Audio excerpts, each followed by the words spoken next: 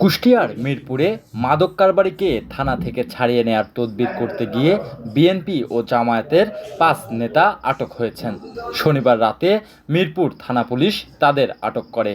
Police জানায়, শনিবার রাতে নওদা আজমপুর গ্রামের চিহ্নিত মাদক ব্যবসায়ী রবিউল ইসলামকে ৮ পিস ইয়াবাসহ আটক করে আমলা ক্যাম্প পুলিশ। রবিউলকে মিরপুর থানায় হস্তান্তর করার পর সেখানে উপস্থিত হন একই এলাকার বিএনপি ও জামায়াতের নেতারা। তারা আটক রবিউলকে ছেড়ে দেওয়ার জন্য ভারপ্রাপ্ত কর্মকর্তা শহীদুল ইসলামের উপর চাপ সৃষ্টি করেন। এক পর্যায়ে তারা পুলিশের সঙ্গে তর্কে লিপ্ত হন। পরে পুলিশ ওই ৫ নেতাকে হেফাজতে নেয়। ওসি শহীদুল ইসলাম জানান, পুলিশের কাজে বাধা দেয়ায় তাদের ৫ জনকেই হেফাজতে নেওয়া হয়েছে।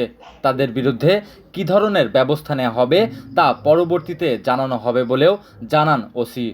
আটককৃতরা হলেন উপজেলা নওদা আজমপুর গ্রামের নূর মোহাম্মদ মোল্লার ছেলে এনামুল হক, আলী আকবরের ছেলে সুজন আলী, মৃত মেহের আলী মালিথার ছেলে আলাউদ্দিন, রমজান মণ্ডলের ছেলে শফিকুল ইসলাম এবং মৃত ইচ্ছাহক মালিথার ছেলে সাইদুল ইসলাম।